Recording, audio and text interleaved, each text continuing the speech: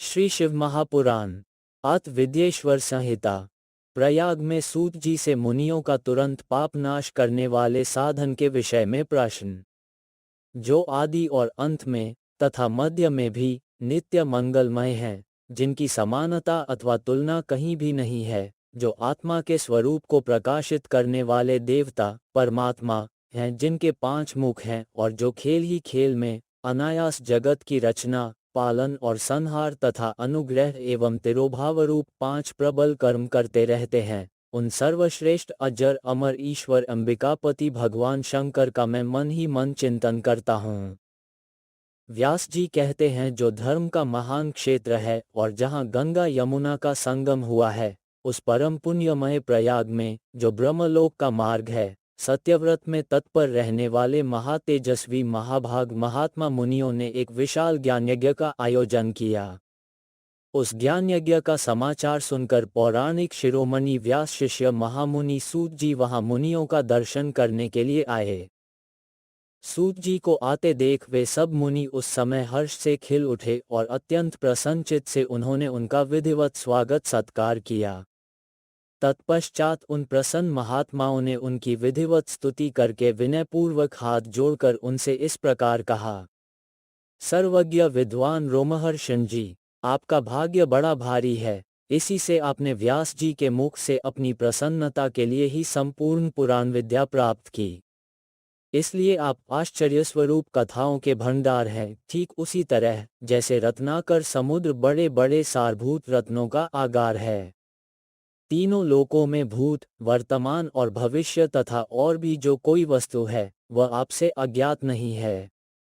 आप हमारे सौभाग्य से इस यज्ञ का दर्शन करने के लिए यहाँ पधार गए हैं और इसी ब्याज से हमारा कुछ कल्याण करने वाले हैं, क्योंकि आपका आगमन निरर्थक नहीं हो सकता।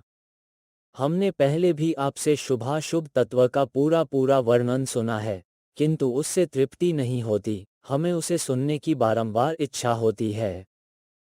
उत्तम बुद्धि वाले सूत जी, इस समय हमें एक ही बात सुननी है। यदि आपका अनुग्रह हो तो गोपनीय होने पर भी आप उस विषय का वर्णन करें। घोर कलयुग आने पर मनुष्य पुण्य कर्म से दूर रहेंगे, दुराचार में फंस जाएंगे और सब के सब सत्य भाषण से मुंह फेर लेंगे, दूसरों की निंदा में तत्पर होंगे, पराये धन को हड़प लेने की इच्छा करेंगे, उनका मन पराई स्त्रियों में आसक्त होगा तथा वे दूसरे प्राणियों की हिंसा किया करेंगे, अपने शरीर को ही आत्मा समझेंगे, मूढ़, नास्तिक और पशुबुद्धि रखने वाले होंगे, माता पिता से द्वेष रखेंगे, ब्राह्मण लोभ रूपी ग्राह के ग्रास बन जाएंगे, वेद बेचकर जीविका चलाएंगे, धन का उपार्जन करने के लिए ही विद्या का अभ्यास करेंगे और मद से मोहित रहेंगे, अपनी जाति के कर्म छोड़ देंगे, प्रायः दूसरों को ठगेंगे, तीनों काल की संध्योपासना से दूर रहेंगे और ब्रह्म ज्ञान से शून्य होंगे। समस्त क्षत्रिय भी स्वधर्म का त्याग करने वाले होंगे, कुसंगी, पापी और व्यभिचारी होंगे, उनमें शौर्य का अभाव होगा, वे कुत्सित चौर्य कर्म से जीविका चलाएंगे, शूद्रों का सा बर्ताव करेंगे और उनका चित्त काम का किंक बना रहेगा। वैश्य संस्कार भ्रष्ट, स्वधर्म त्यागी, कुमार्गी, धनोपार्जन परायण तथा नाप तौल में अपनी कुत्सित वृत्ति का परिचय देने वाले होंगे। इसी तरह शूद्र ब्राह्मणों के आचार में तत्पर होंगे, उनकी आकृति उज्ज्वल होगी, अर्थात वे अपना कर्म धर्म छोड़कर उज्ज्वल वेशभूषा से विभूषित हो व्यर्थ घूमेंगे। वे स्वभावतः ही अपने धर्म का त्याग करने वाले होंगे, उनके विचार धर्म के प्रतिकूल होंगे, वे कुटिल और द्विजनिंदक होंगे। यदि धनी हुए तो कुकर्म में लग जाएंगे, विद्वान हुए तो वाद विवाद करने वाले होंगे, अपने को कुलीन मानकर चारों वर्णों के साथ वैवाहिक संबंध स्थापित करेंगे, समस्त वर्णों को अपने संपर्क से भ्रष्ट करेंगे। वे लोग अपनी अधिकार सीमा से बाहर जाकर द्विजोचित सत्कर्मों का अनुष्ठान करने वाले होंगे। कलयुग की स्त्रियां प्रायः सदाचार से भ्रष्ट और पति का अपमान करने वाली होंगी, सास ससुर से द्रोह करेंगी, किसी से भय नहीं मानेंगी, मलिन भोजन करेंगी, कुत्सित हाव भाव में तत्पर होंगी, उनका शील स्वभाव बहुत बुरा होगा और वे अपने पति की सेवा से सदा ही विमुख रहेंगी। सूत जी, इस तरह जिनकी बुद्धि नष्ट हो गई है, जिन्होंने अपने धर्म का त्याग कर दिया है, ऐसे लोगों को इहलोक और परलोक में उत्तम गति कैसे प्राप्त होगी, इसी चिंता से हमारा मन सदा व्याकुल रहता है। परोपकार के समान दूसरा कोई धर्म नहीं है। अतः जिस छोटे से उपाय से इन सब के पापों का तत्काल नाश हो जाए, उसे इस समय कृपापूर्वक बताइए, क्योंकि आप समस्त सिद्धांतों के ज्ञाता हैं। व्यास जी कहते हैं, उन भावितात्मा मुनियों की यह बात सुनकर सूत जी मन ही मन भगवान शंकर का स्मरण करके उनसे इस प्रकार बोले। शिव पुराण का परिचय। सूत जी कहते हैं, साधु महात्मा, आपने बहुत अच्छी बात पूछी है। आपका ये प्रश्न तीनों लोकों का हित करने वाला है। मैं गुरुदेव व्यास का स्मरण करके आप लोगों के स्नेहवश इस विषय का वर्णन करूंगा। आप आदरपूर्वक सुने। सबसे उत्तम जो शिव पुराण है, वह वेदांत का सार सर्वस्व है तथा वक्ता और श्रोता का समस्त पापराशियों से उद्धार करने वाला है। इतना ही नहीं, वह परलोक में परमार्थ वस्तु को देने वाला है, कली की कल्मषराशि का विनाश करने वाला है। उसमें भगवान शिव के उत्तम यश का वर्णन है। ब्राह्मणों, धर्म, अर्थ, काम और मोक्ष, इन चारों पुरुषार्थ को देने वाला वह पुराण सदा ही अपने प्रभाव की दृष्टि से वृद्धि या विस्तार को प्राप्त हो रहा है। विप्रवरों, उस सर्वोत्तम शिव पुराण के अध्ययन मात्र से वे कलयुग के पापासक्त जीव श्रेष्ठतम गति को प्राप्त हो जाएंगे।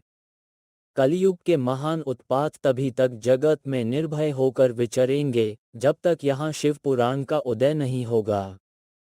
इसे वेद के तुल्य माना गया है। इस वेदकल्प पुराण का सबसे पहले भगवान शिव ने ही प्रणयन किया था। विद्येश्वर संहिता, रुद्र संहिता, विनायक संहिता, उमा संहिता, मात्र संहिता, एकादश रुद्र संहिता, कैलास संहिता, शत्रुद्र संहिता, कोटिरुद्र संहिता, सहस्र कोटिरुद्र संहिता, वायवीय संहिता तथा धर्म संहिता, इस प्रकार इस पुराण के 12 भेद या खंड हैं। ये 12 संहिताएं अत्यंत पुण्यमयी मानी गई हैं। ब्राह्मणों, अब मैं उनके श्लोकों की संख्या बता रहा हूँ। आप लोग वो सब आदरपूर्वक सुने। विद्येश्वर संहिता में 10,000 श्लोक हैं। रुद्र संहिता, विनायक संहिता, उमा संहिता और मात्र संहिता, इनमें से प्रत्येक में 8-8 हजार श्लोक हैं। ब्राह्मणों, एकादश रुद्र संहिता में 13,000, कैलास संहिता में 6,000, शत्रुद्र संहिता में 3,000, कोटिरुद्र संहिता में 9,000, सहस्कोटिरुद्र संहिता में 11,000, वायवीय संहिता में 4,000 तथा धर्म संहिता में 12,000 श्लोक हैं। इस प्रकार मूल शिव पुराण की श्लोक संख्या 1,00,000 है, परंतु व्यास जी ने उसे 24,000 श्लोकों में संक्षिप्त कर दिया है। पुराणों की क्रम संख्या के विचार से इस शिव पुराण का स्थान चौथा है। इसमें 7 संहिताएं हैं।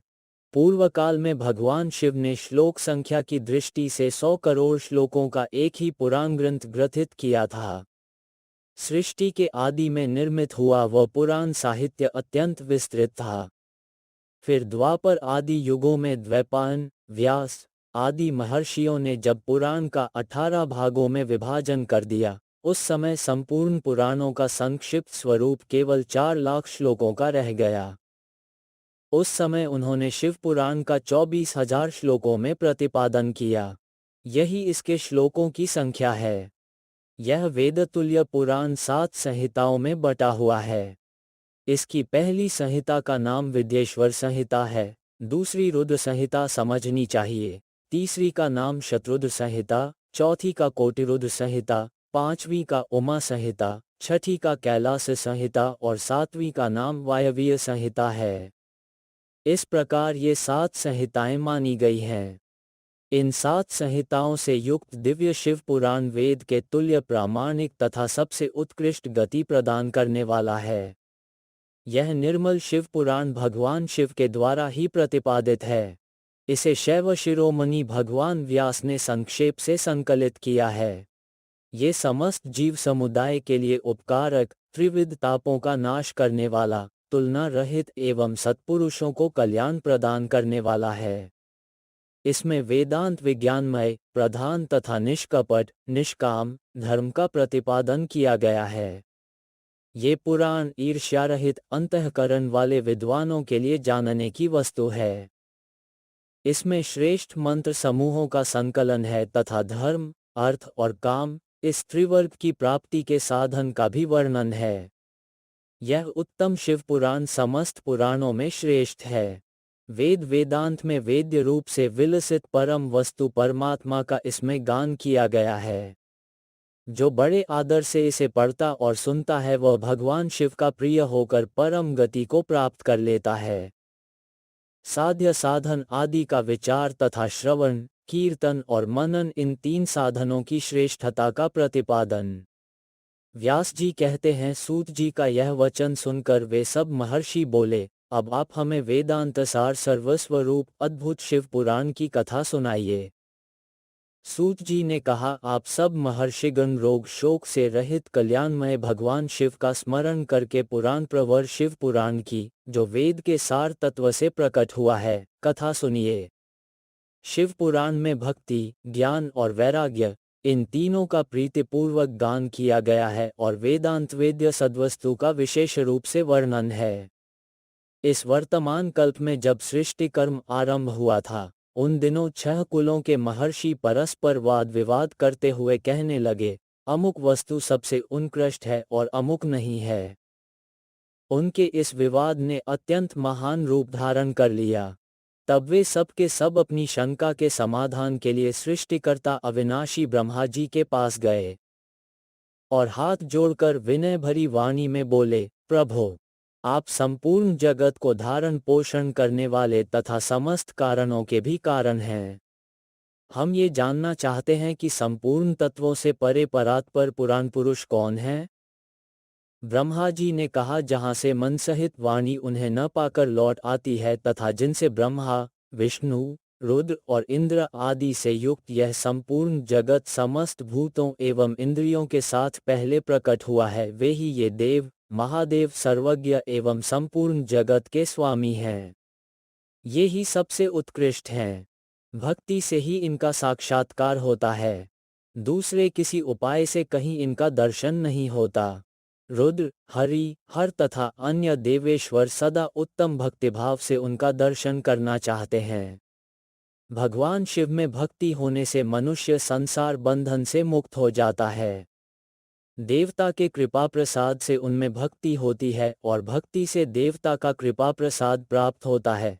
ठीक उसी तरह जैसे यहाँ अंकुर से बीज और बीज से अंकुर पैदा होता है। इसलिए तुम सब ब्रह्मर्षि भगवान शंकर का कृपा प्रसाद प्राप्त करने के लिए भूतल पर जाकर वहां सहस्रों वर्षों तक चालू रहने वाले एक विशाल यज्ञ का आयोजन करो। इन यज्ञपति भगवान शिव की ही कृपा से वेदोक्त विद्या के सारभूत साध्य साधन का ज्ञान होता है। शिव पद की प्राप्ति ही साध्य है, उनकी सेवा ही साधन है तथा उनके प्रसाद से जो नित्य नैमित्तिक आदि फलों की ओर से निःस्पृह होता है, वही साधक है। वेदोक्त कर्म का अनुष्ठान करके उसके महान फल को भगवान शिव के चरणों में समर्पित कर देना ही परमेश्वर पद की प्राप्ति है। वही सालोक्य आदि के क्रम से प्राप्त होने वाली मुक्ति है। उन पुरुषों की भक्ति के अनुसार उन सबको उत्कृष्ट फल की प्राप्ति होती है। उस भक्ति के साधन अनेक प्रकार के हैं, जिनका साक्षात महेश्वर ने ही प्रतिपादन किया है। उनमें से सारभूत साधन को संक्षिप्त करके मैं बता रहा हूँ। कान से भगवान के नाम गुण और लीलाओं का श्रवण, वाणी द्वारा उनका कीर्तन तथा मन के द्वारा उनका मनन, इन तीनों को महान साधन कहा गया है। तात्पर्य ये कि महेश्वर का श्रवण, कीर्तन और मनन करना चाहिए, ये श्रुति का वाक्य हम सबके लिए प्रमाणभूत है। इसी साधन से संपूर्ण मनोरथों की सिद्धि में लगे हुए आप लोग परम साध्य को प्राप्त हों।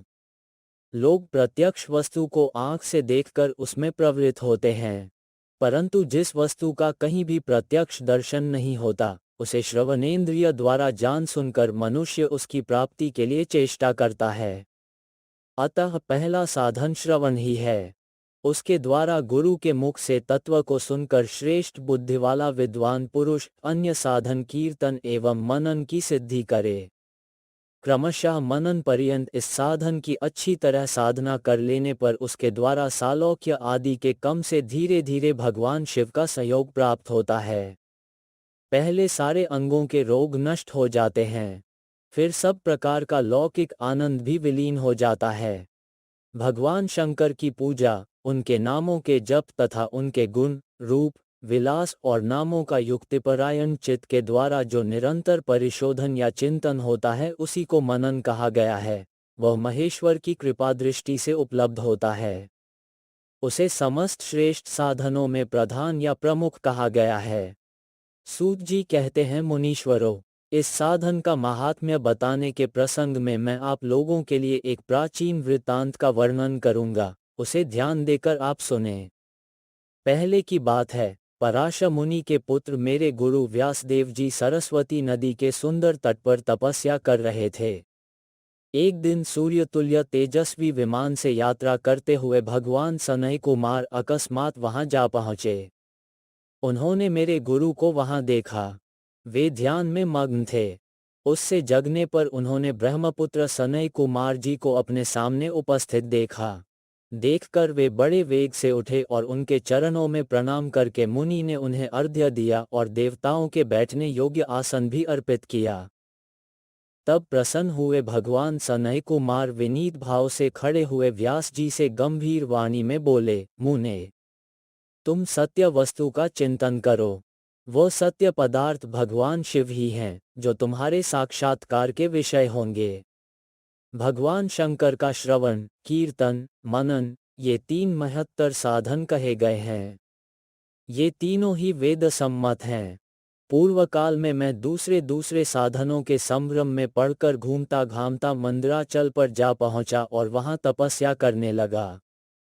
तदनंतर महेश्वर शिव की आज्ञा से भगवान नंदिकेश्वर वहां आए। उनकी मुझ पर बड़ी दया थी।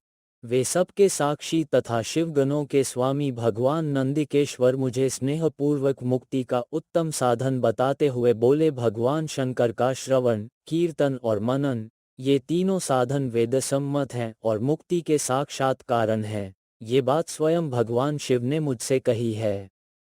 अतः ब्रह्म, तुम श्रवणादि तीनों साधनों का ही अनुष्ठान करो। व्यास जी से बारंबार ऐसा कहकर अनुगामियों सहित ब्रह्मपुत्र सनय कुमार परम सुंदर ब्रह्मधाम को चले गए। इस प्रकार पूर्वकाल के इस उत्तम वृत्तांत का मैंने संक्षेप से वर्णन किया है। ऋषि बोले, सूत जी, श्रवणादि तीन साधनों को आपने मुक्ति का उपाय बताया है, किंतु जो श्रवण आदि तीनों साधनों में असमर्थ हो, वह मनुष्य किस उपाय का अवलंबन करके मुक्त हो सकता है? किस साधनभूत कर्म के द्वारा बिना यत्न के ही मोक्ष मिल सकता है? ओम नमः शिवाय, ओम नमः शिवाय, ओम नमः शिवाय। आगे की कथा वीडियो 3 में देखें।